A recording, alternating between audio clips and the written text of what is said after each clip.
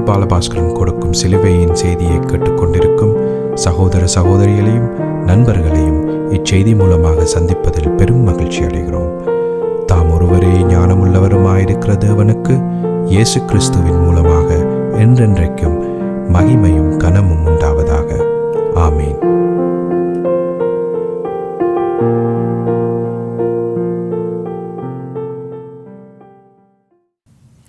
நான் போல் பாலபாஸ்கரன். நான் ஒரு இவாஞ்சலிஸ்ட்.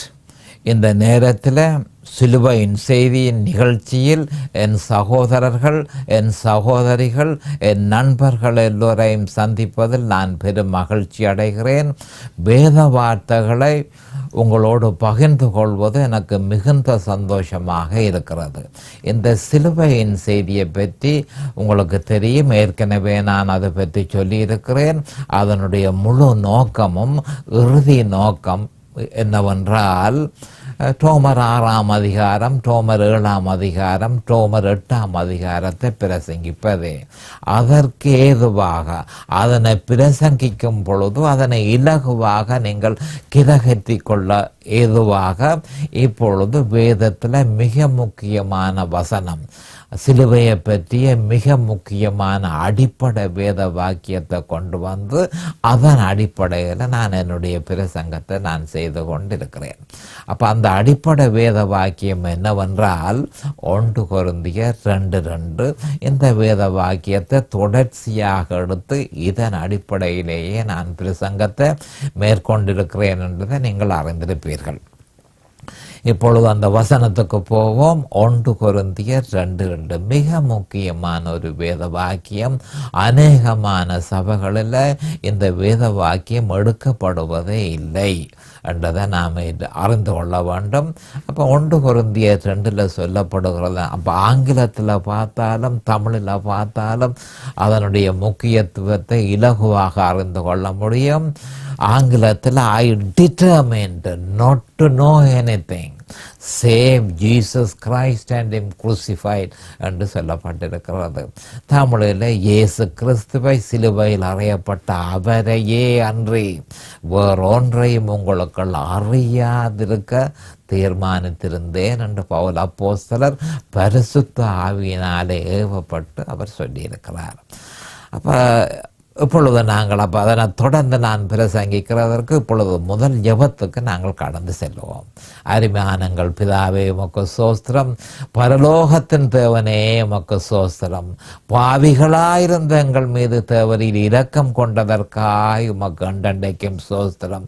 உம்முடைய குமாரன் என்றும் பாராமல் அவரை எங்களுக்காக இந்த பூவுலகத்திற்கு அனுப்பி அவரை பலியாக சிலுவையில் ஒப்பு கொடுத்து அவருடைய வெளியேற பெற்ற இரத்தத்தினால் நீர் எங்களை மீட்டு கொண்டீர். அதற்காக அண்டண்டைக்கும் சோஸ்திரம் பிதாவே. அருமையான தேவனே, இந்த பிரசங்கத்தை கேட்டுக்கொண்டிருக்கிற என் சகோதர சகோதரிகள் எல்லோரையும் தேவரீர் ஆசீர்வதிக்க வேணுமென்றும் அவர்களுக்கு பிரகாசமான மனக்கண்களை கொடுத்தருள வேணுமென்றும் உம்முடைய வேத வார்த்தைகளை புரிந்து கொள்ளத்தக்கதாக அவர்களை அபிஷேகிக்க வேணுமென்றும் அதே நேரம் அடியேனையும் அபிஷேகித்து உம்முடைய வேத வார்த்தையை சரியான முறையில் கேட்டுக்கொண்டிருக்கும் என் சகோதர சகோதரிகளுக்கு அதனை சரியான முறையில் அவர்கள் புரிந்து கொள்ளத்தக்கதாக உபதேசிக்கிறதற்கு அடியேனே அபிஷேகித்து உம்முடைய பரிசுத்த ஆவியானவர் முன்னன்று அதனை வழிநடத்த வேண்டும் என்று இயேசு கிறிஸ்துவின் நாமத்தினால் கேட்டுக்கொள்கிறேன் பிதாவே. ஆமேன் and amen and amen. Hallelujah, hallelujah. Thank you Jesus. Praise the Lord, praise the Lord, praise the Lord. அப்போ நாங்கள் கடைசியாக நாங்கள் பார்த்த வேத வாக்கியம் என்னவென்றால் மத்தேயு 13:6. வெயில் ஏறின போதோ தீந்து போய் வேறில்லாமல் உலர்ந்து போயிற்று. அப்போ அது எந்த கிறிஸ்தவர்களை பற்றி சொல்லுகிறது? கற்பாறையில் விதைக்கப்பட்ட கிறிஸ்தவர்கள். அவர்கள் மனதார இயேசு கிறிஸ்துவை ஏற்றுக்கொண்டார்கள். மனதார ஆரம்பத்தில் அவரை விசுவாசித்தார்கள். ஆனால் கொஞ்ச நாளுக்கிடையில் அவர்கள் சோதிக்கப்பட்டார்கள். வேத வார்த்தையை அவர்கள் பெற்றுக்கொண்டபடியினால் அந்த வேத வார்த்தை என்ன முறையிலே அவர்களிலே கிரிய செய்கிறது என்று தேவன் நிச்சயமாக சோதிப்பார் என்பதை நாம் அறிய வேணும். அப்போ அந்த சோதனை பல்வேறு வழிகளினாலே அந்த சோதனை வரும். அதைத்தான் இங்கு சொல்லப்பட்டிருக்கிறது, வெயிலேறின போதோ. அதாவது பல்வேறு உபத்திரவங்கள் மூலமாகத்தான் ஒரு மனுஷன் இந்த வேத வார்த்தையை சந்தோஷமாக பெற்றிருக்கிறானோ, தான் பெற்றுக்கொண்ட விசுவாசத்தில் நிலைச்சிருக்கிறானோ என்பது சோதிக்கப்பட முடியும். அப்போ வெயிலேறின போதோ, துன்பங்கள் வந்த பொழுது, பெர்சிக்யூஷன்ஸ் வந்த பொழுது உடனடியாக அந்த விசுவாசி ஆழமில்லாதபடியினால், ஆழம் வேத வார்த்தைகளில் தெளிவான அர்த்தம் இல்லை, அதை பற்றி அக்கறை இல்லை, ஆழம் இல்லாதபடியினால உடனடியாக அவன் அந்த விசுவாசத்தை விட்டு வேறொன்றுக்கு அவன் விலகி போவான் என்று சொல்லி இங்கே சொல்லப்பட்டு கிடக்கு. அப்போ இதன் மூலம் நான் முன்பு உங்களுக்கு சொல்லியிருந்தேன், ஒரு முக்கியமான ஒரு உபதேசம் எல்லா சபைகளிலும் தற்பொழுது நடைமுறையில் இருக்கிறது. அநேகமான சபைகள், எல்லா சபைகளும் என்றதல்ல, அநேகமான சபைகளில் இந்த உபதேசம் நிச்சயமாக நடைமுறையில் இருக்கிறது. அது என்ன அந்த உபதேசம் என்று சொன்னால், நிபந்தனையற்ற நித்திய பாதுகாப்பு, அன்கண்டிஷனல் எட்டர்னல் செக்யூரிட்டி. அப்போ அந்த உபதேசத்தின்படி அதனுடைய அர்த்தம் என்னன்னு சொன்னால், ஒரு மனுஷன் இயேசு கிறிஸ்துவை ஏற்றுக்கொண்டானாயிருந்தால் ஒரு பொழுதும் அவனுடைய விசுவாசம் இழக்க முடியாது. அவன் அந்த விசுவாசத்திலேயே சதா காலம் அந்த விசுவாசத்தில் நிலைத்திருப்பான். அவன் மரித்த பின்பும் நிச்சயமாக பரலோகத்துக்கு அவன் செல்வான் என்று சொல்லி ஒரு உபதேசம் ஒன்று இருக்குது. அப்போ அந்த உபதேசத்தை இந்த மத்தேயு 13:6 நாங்கள் ஒப்பிட்டு பார்க்கையில், மத்தேயு 13:6 சொல்லப்பட்ட வேதவாக்கியம் முற்றும் முழுதுமாக அந்த உபதேசத்தை நிராகரிக்கிறது என்பதை நாம் அறிந்து கொள்ள வேண்டும். ஆனபடியால் அது பிசாசினால் மேற்கொள்ளப்பட்ட உபதேசம். அந்த உபதேசத்தை கிறிஸ்தவர்கள் நம்பக்கூடாது என்பதை அறிந்து கொள்ள வேண்டும். மத்தேயு 13:7 பொழுது போவோம். சில வித முள்ளுள்ள இடங்களில் விழுந்தது, முள் வளர்ந்தது, அதை நெருக்கி போட்டது. அப்போ விதை விழுந்தது சரியான இடத்துல விதை விழுந்தது. அவர்கள் கிறிஸ்துவை ஏற்றுக்கொண்டார்கள். கிறிஸ்துவை ஏற்றுக்கொண்டு சந்தோஷமாக அவரை பின்பற்றி சில வருடங்களாக அவரை பின்பற்றி வந்தார்கள். ஆனால் அதற்கிடையில் வேறு பல விஷயங்களுக்கு அவர்கள் முக்கியத்துவம் கொடுத்தார்கள். முக்கியத்துவம் கொடுத்ததன் நிமித்தம் எதற்கு முக்கியத்துவம் கொடுத்தார்களோ அந்த முக்கியத்துவம் கொடுத்தது இந்த விதையை வளர விடாமல், அதுகளைத்தான் முள்ளுகள் என்று சொல்லப்படுகிறது. அந்த முள்ளுகள் இந்த விதையை வளர விடாமல் முற்றும் முழுதுமாக செயலிழக்க பண்ணிவிட்டது. ஆனபடியால் சில காலத்துக்கு பின்பு அவர்கள் தங்களுடைய விசுவாசத்தை விட்டு விலகி போனார்கள். அப்ப என்ன நடக்கிறது? இங்கேயும் அந்த அன்கண்டிஷனல் எட்டர்னல் செக்யூரிட்டி, நிபந்தனையற்ற நித்திய பாதுகாப்பு என்ற அந்த பொய்யான உபதேசம் இந்த மத்தேயு 13:7 நிராகரிக்கப்படுகிறது என்பதை நாம் அறிந்து கொள்ள வேண்டும். இவர்களும் விசுவாசத்தை விட்டு விலகி லூக்கா 13:28 சொல்லப்பட்டபடி புறம்பே தள்ளப்பட்டார்கள். அவர்களுக்கு கிடைத்த சந்தர்ப்பம் அவர்கள் சந்தோஷமாக ஏற்றுக்கொண்டார்கள். அதே நேரம் உலகத்தில் இந்த பிரபஞ்சத்தில் இருக்கிற கவலைகள் மிகுந்த முக்கியத்துவமாக இருந்தபடியினால் அவர்கள் விசுவாசத்துக்கு இடம் கொடுக்காமல் அதுகளுக்கு முக்கியத்துவம் கொடுத்தபடியினால் அந்த முள்ளுகள் இந்த விதையை வளரவிடாமல் தடை செய்து கொஞ்ச காலத்துக்கு பின்பு அவர்கள் அதை விட்டு விலகி போனார்கள் என்று சொல்லப்பட்டிருக்கிறது. அப்போ ஒரு முக்கியமான ஒரு வேத வார்த்தையை உங்களுக்கு நான் சொல்ல விரும்புகிறேன். மத்தேயு 6:33 இந்த வேத வார்த்தை சொல்லப்பட்டிருக்கிறது.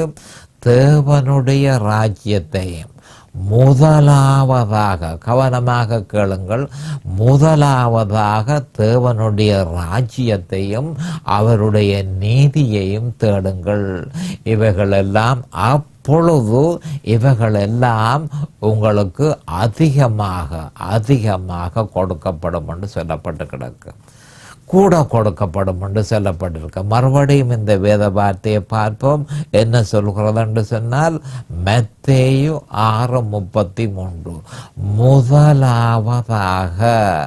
முதலாவதாக தேவனுடைய ராஜ்யத்தையும் அவருடைய நீதியையும் தேடுங்கள், அப்பொழுது இவைகளெல்லாம் உங்களுக்கு கூட கொடுக்கப்படும் என்று தெளிவாக சொல்லப்பட்டிருக்கிறது.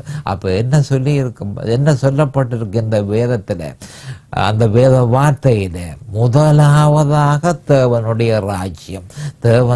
ராஜ்யம் இயேசு கிறிஸ்து என்பதை அறிந்து கொள்ள வேணும். அடுத்தது இரண்டாவதாக அவருடைய நீதி, அந்த நீதி அவர் சிலுவையில் செய்து முடித்தது. அப்ப இயேசு கிறிஸ்துவையும் அவர் சிலுவையில் செய்து முடித்ததையும் முதலாவதாக நீங்கள் தேடுங்கள். அதை தேடும் பொழுது இந்த 13:7 முள்ளுகளா எதுகள் வந்து உங்களை தடுத்து நிறுத்திச்சதோ அதுகள் எல்லாம் அதிகமாய் கொடுக்கப்படும். ஆனால் 13:7 என்ன நடக்குது? அதை முதலில் நாடினபடியினால் அது விசுவாசத்தை அவர்களில் இருந்து அப்புறப்படுத்தி வேத வார்த்தை வளர விடாமல் அதை தடுத்து அவர்களுடைய ப்ரோக்ரஸ், அவர்களுடைய முன்னேற்றத்தை தடை செய்தது. அதனுடைய பிரதிபலனோ அவர்கள் பாதாளத்துக்குள்ள தள்ளப்பட்டார்கள் என்பதை நாம் அறிந்து கொள்ள வேண்டும். அடுத்தது 13:8 வருவோம். மத்தேயு 13:8 சில விதையோ நல்ல நிலத்தில் விழுந்து சிலது 100ஆகவும் சிலது 60ஆகவும் சிலது 30ஆகவும் பலன் தந்தது. இதுதான் நல்ல நிலத்தில் விதைக்கப்பட்ட கிறிஸ்தவர்கள். அப்ப 4 விதமான கிறிஸ்தவர்களை பார்த்தோம். இது லூக்காவிலும் அதே மாதிரி தான். அப்ப முதலாவது வழியருகே விதைக்கப்பட்ட கிறிஸ்தவர்கள், அவர்கள் இழந்து போனார்கள், அவர்கள் காணாமல் போனார்கள். அடுத்தது கற்பாறையில் விதைக்கப்பட்ட கிறிஸ்தவர்கள், அவர்களும் காணாமல் போனார்கள். அடுத்தவர்கள் முள்ளுள்ள இடத்தில் விதைக்கப்பட்ட கிறிஸ்தவர்கள், அவர்களும் காணாமல் போனார்கள். அடுத்தது நல்ல நிலத்தில் விதைக்கப்பட்ட கிறிஸ்தவர்கள். இந்த மனுஷர்கள் ஆரம்பத்தில் 30ஆக பயனை கொடுத்து, பிறகு 60ஆக பலனை கொடுத்து, பிறகு 100ஆக பலனை கொடுத்து, அதாவது இந்த மனுஷர்கள் பரலோக ராஜ்யத்துக்குள்ள இவர்கள் பிரவேசித்தார்கள். இருக்கிற காலம் வரையும் அவர்கள் கனிய நல்ல முறையில் உற்பத்தி செய்து அவர்கள் தேவனுக்காக வாழ்ந்து மகாபெரிய விஷயங்களில் தேவனுக்காக அவர்கள் பெரிய விஷயங்களை இந்த பூலோகத்தில் செய்தார்கள். அது மட்டுமல்ல, இறுதியில் பரலோக ராஜ்யத்துக்குள்ளேயும் அவர்கள் நுழைந்தார்கள் என்பதை நாம் அறிந்து கொள்ள வேணும். அப்போ இந்த மத்தேயு 13:8 நாங்கள் கவனமாக பார்க்க வேண்டியது என்ன மாதிரி என்று சொன்னால், மற்றது 13:9 நாங்கள் போவதற்கு முன்பு ஒரு முக்கியமான ஒரு விஷயத்தை நாம் அறிந்து கொள்ள வேணும். அது என்ன முக்கியமான விஷயம் என்று சொன்னால், நம்முடைய ஆண்டவராகிய இயேசு கிறிஸ்து அது எப்படி 30ஆக வர முடியும், அது எப்படி 30ஆக பலன் கொடுக்க முடியும், எப்படி 60ஆக பலன் கொடுக்க முடியும், எப்படி 100ஆக பலன் கொடுக்க முடியும் என்று சொல்லி தெளிவாக நமக்கு சொல்லி இருக்கிறார். இந்த மாதிரி அவர்கள் போகும் பொழுதுதான் 30, 60, 100ஆகவும் அவர்கள் பலன் கொடுக்க முடியும் என்று சொல்லி சில வேத வாக்கியங்களை நமக்கு தந்திருக்கிறார். அந்த வேத வாக்கியங்களின் முக்கியத்துவத்தை நாங்கள் பார்ப்போம். அப்ப 13:8 13:9 நாங்கள் போவதற்கு முன்பு எப்படி 30ஆகவும் எப்படி 60ஆகவும் எப்படி 100ஆகவும் ஒரு கிறிஸ்தவன் பலன் கொடுக்க முடியும் என்றதை என்ன விஷயத்தை அதை தெளிவாக யோவான் 15:1 8 வரையும் சொல்லப்பட்டிருக்கிறது. யோவான் 15:1 8 பற்றியும் அது பற்றி விவரமாக சொல்லப்பட்டிருக்கிறது. அந்த வசனங்களை நாங்கள் நிச்சயமாக அறிய வேணும். மிகுந்த முக்கியத்துவம் வாய்ந்த வசனங்கள். யோவான் 15ஆம் அதிகாரம் 1ஆம் வசனம், நான் மெய்யான திராட்சை செடி, என் பிதா திராட்சை தோட்டக்காரர். அப்போ ஆண்டவராகிய இயேசு கிறிஸ்து என்ன சொல்கிறார் என்று சொன்னால், நான் தான் மெய்யானது. அப்போ அவர் என்ன சொல்கிறார் என்று சொன்னால், உண்மையான இஸ்ரவேல் நான் தான் உண்மையான இஸ்ரவேல், நான் தான் உண்மையான சர்ச், நான் தான் உண்மையான மனுஷன் என்று தெளிவாக சொல்லியிருக்கிறார். நான் மெய்யான திராட்சை செடி. அப்போ அவர் என்ன சொல்கிறார்? அது மட்டுமல்ல, அவர் வேறு என்ன சொல்கிறார்? என்னிடத்தில் இருந்தே, அதாவது ஜீவ ஊற்று வெளிக்கிடுகிறது. ஜீவன் என்னிடத்தில், நானே ஆதாரமாக, ஜீவ ஆதாரமாக இருக்கிறேன். அப்ப மறுபடியும் சொல்லுகிறேன், இயேசு கிறிஸ்து என்ன சொல்கிறார் என்று சொன்னால், நானே மெய்யான இஸ்ரவேல், நானே மெய்யான சர்ச், நானே மெய்யான மனுஷன், என்னிடத்திலே இருந்துதான் ஜீவ ஊற்று, ஜீவ ஆதாரம் ஆரம்பமாகிறது என்பதை ஒவ்வொருத்தரும் அறிந்து கொள்ள வேண்டும் என்பதை நான் மெய்யான திராட்சை செடி என்று சொல்லி இருக்கிறார். என் பிதா திராட்சை தோட்டக்காரர். அப்ப என்ன சொல்லப்பட்டிருக்கு? என் பிதா திராட்சை செடியை சுத்தம் பண்ணுகிறது மட்டுமல்ல, முழு திராட்சைக்கு, திராட்சை கொடிகளுக்கும், எல்லா திராட்சை கொடிகளுக்கும் அவரே சொந்தக்காரராக இருக்கிறார். திராட்சை தோட்டத்துக்கும் சொந்தக்காரராக இருக்கிறார், திராட்சை செடிகளுக்கும் சொந்தக்காரராக இருக்கிறார். என் பிதா திராட்சை தோட்டக்காரர் என்று சொல்லியிருக்கிறார். அடுத்தது 2ஆம் வசனத்தில் கவனமாக கேளுங்கள். என்னில் கனி கொடாதிருக்கிற கொடி எதுவோ அதை அவர் அறுத்து போடுகிறார். கனி கொடுக்கிற கொடி எதுவோ அது அதிகமாக கனிகளை கொடுக்கும்படி அதை சுத்தம் பண்ணுகிறார். அப்ப இந்த மாதிரி தான் 30ஆகவும் 60ஆகவும் 100ஆகவும் ஒரு கிறிஸ்தவன் பலன் கொடுக்க முடியும். அதைத்தான் அவர் இங்க சொல்லி இருக்கிறார், என்னில்.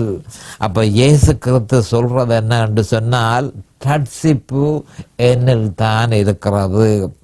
அதாவது ஒருவன் என்னையும் நான் சிலுவையில் செய்து முடித்ததை விசுவாசித்து அவன் என்னில் இருக்கும் பொழுதே ரட்சிப்பை பெற முடியும் என்று சொல்லப்பட்டு கிடக்கு. என்னில் கனி கொடாதிருக்கிற, கவனமாக கேட்டுக்கொள்ளுங்கள். அப்ப நம்முடைய விசுவாசத்தின் குறிக்கோள் வேறு எங்கினாலும் திசை திருப்பினால், அப்ப விசுவாசத்தின் குறிக்கோள் எங்க இருக்க வேணும்? அதாவது ஃபோக்கஸ், முதல் கண் நாம் அறிய வேண்டியது ஒருமித்த நோக்கு இயேசு கிறிஸ்துவிலே இருக்க வேணும். விசுவாசத்தின் குறிக்கோள் அவர் சிலுவையில் செய்து முடித்ததில் இருக்க வேணும். அப்ப விசுவாசத்தின் குறிக்கோள் அவர் சிலுவையில் செய்து முடித்ததிலே இல்லாவிட்டால் பரிசுத்த ஆவியானவர் செயல்பட மாட்டார். பரிசுத்த ஆவியானவர் செயற்படவில்லையா இருந்தால் கனி உற்பத்தி செய்ய முடியாது என்பதை நாம் அறிந்து கொள்ள வேண்டும். கவனமாக, மிகுந்த முக்கியத்துவம் வாய்ந்த வசனங்கள். என்னில் கனி கொடாது இருக்கிற, அதாவது ஒருவன் இயேசு கிறிஸ்துவை ஏற்று அவரிலே இருக்கும் பொழுதே அவன் ரட்சிப்பை பெறுகிறான். அப்ப ரட்சிப்பை பெற்ற பிறகு அவன் கனி கொடுக்க வேணும் என்று சொல்லி ஆண்டவர் எதிர்பார்க்கிறார். அப்ப கனி கொடுக்கிறதா இருந்தால் அவன் என்ன செய்ய வேணும்? அவனுடைய ஒருமித்த நோக்கு எந்த காலமும் இயேசு கிறிஸ்துவிலும், அவனுடைய விசுவாசத்தின் குறிக்கோள் எந்த காலத்திலும் சிலுவையில் அவர் செய்து முடித்ததிலும் இருக்க வேண்டும். அப்படி இருக்கும் பொழுதுதான் பரிசுத்த ஆவியானவர் அவனில் வல்லமையாக செயல்பட்டு அவனில் கனியை உருவாக்க முடியும். இல்லையோ கனி உருவாக்க முடியாது. ஏன் கனி உருவாக்க முடியாது? பரிசுத்த ஆவியானவர் அவனில் செயல்படுவதில்லை. அவனுடைய இருதயத்தில் ரட்சிப்பின் மூலம் அவனுடைய இருதயத்தில் வந்து அவர் இருந்தாலும் அவர் செயல்பட மாட்டார். அவனுடைய விசுவாசத்தின் குறிக்கோள் சிலுவையில் இருக்க வேணும். ஒருமித்த நோக்கு இயேசு கிறிஸ்துவில் இருக்க வேணும். இல்லையா இருந்தால் பரிசுத்த ஆவியானவர் செயல்பட மாட்டார். அவர் செயல்படாவிட்டால் கனி உருவாக்க முடியாது. அப்ப கிறிஸ்துவில் ஒருவன் இருக்க போறதா இருந்தால் அவன் கனியை உருவாக்க வேணும், அவனுள்ள கனி தோன்ற வேணும் என்று பரமபிதா கவனமாக இருக்கிறார் என்பதை ஒவ்வொரு கிறிஸ்தவர்களும் அறிந்து கொள்ள வேண்டும். அப்ப என்னில் கனி கொடாதிருக்கிற கொடி. அப்ப கொடியார்? கொடி விசுவாசிகளைத்தான் கொடி என்று சொல்லப்பட்டிருக்கிறது. கொடி எதுவோ அதை அவர் அறுத்து போடுகிறார். அப்ப ஒருமித்த நோக்கு இயேசு கிறிஸ்துவிலும், விசுவாசத்தின் குறிக்கோள் அவர் சிலுவையில் செய்து முடித்ததிலும் இல்லையா இருந்தால் கடைசியில என்ன நடக்குது? கிறிஸ்துவனுடைய சரீரத்தில் இருந்து விசுவாசி அகற்றப்படுவான். கிறிஸ்துவனுடைய சரீரத்தில் இருந்து விசுவாசி நிச்சயமாக அகற்றப்படுவான் என்பதைத்தான் இதுவோ அதை அவர் அறுத்து போடுகிறார். அந்த கொடியை அறுத்து போடுகிறார் என்று சொல்லி தெளிவாக சொல்லப்பட்டிருக்கு. இந்த விதமாகத்தான் 30ஆகவும் 60ஆகவும் 100ஆகவும் பலன் கொடுக்கப்படும் என்று சொல்லி நாங்கள் ஏற்கனவே மத்தேயு 13:8 பார்த்தோம். அப்போ அதை நாம் தெளிவாக அறிந்து கொள்ள வேணும். இந்த விதமாகத்தான் கனி கொடுக்கிறதற்கு அவர் அவர்களை தயார் செய்கிறார் என்பதை நாம் அறிந்து கொள்ள வேணும். என்னில் கனி கொடாதிருக்கிற கொடி எதுவோ அதை அவர் அறுத்து போடுகிறார். கனி கொடுக்கிற கொடி எதுவோ, அதாவது சிலுவையை பற்றி ஒரு கொஞ்சம் விளக்கம் அவனுக்கிட்ட இருக்குது. இயேசு கிறிஸ்துவை அவன் விசுவாசிக்கிறான், ஆனால் சிலுவையை பற்றி ஒரு கொஞ்சம் விளக்கம் தான் அவனில் இருக்கு. அப்படிப்பட்டவனை அவர் தேடி பிடிச்சு கனி கொடுக்கிற கொடி எதுவோ, கனி அப்ப சிலுவையை பற்றி இயேசு கிறிஸ்துவையும் அவர் சிலுவையில் செய்து முடித்ததையும் தொடர்ந்து விசுவாசித்து அந்த விசுவாசத்தில் நிலைத்திருக்கும் பொழுதே ஒருவன் கனி கொடுக்க முடியும். அப்ப அவன் கனி கொடுக்கிறான், ஆனா அதிகமா அவனால கனி கொடுக்க முடியாமல் இருக்கு.